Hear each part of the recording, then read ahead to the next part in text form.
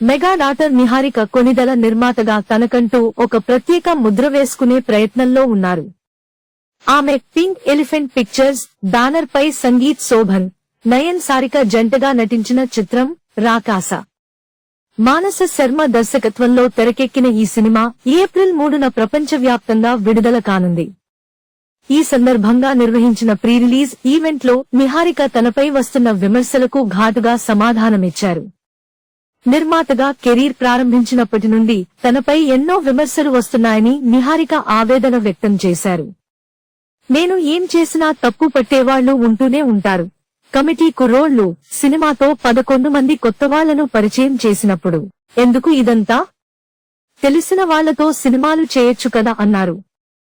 ఇప్పుడు రాకాస వంటి high voltage VFX cinema చేస్తుంటే మళ్లీ చిన్న కథలే చేయొచ్చు కదా అని సలహాలు ఇస్తున్నారు. నేనేం చేసినా మాటలు అనేవాళ్లు అంటూనే ఉంటారు, అందుకే వారిని పట్టించుకోవడం మానేశాను అని ఆమె తెలిపారు. నిర్మాతగా ప్రతి సినిమా తనకు ఒక పాఠమని, నిరంతరం నేర్చుకుంటూనే ఉంటానని నిహారిక తెలిపారు. నాకు కొణిదెల కుటుంబం ఎంత ముఖ్యమో నా పింక్ ఎలిఫెంట్ టీం కూడా అంతే ముఖ్యం. నేను చేయాలనుకున్నది చేస్తూనే ఉంటాను అని ధీమా వ్యక్తం చేశారు. Please subscribe BCN channel. ఇందులో మీకు కావాల్సిన అన్ని రకాల హంగులు ఉంటాయి. Hi, this is MM Srilekha. Please subscribe to BCN channel.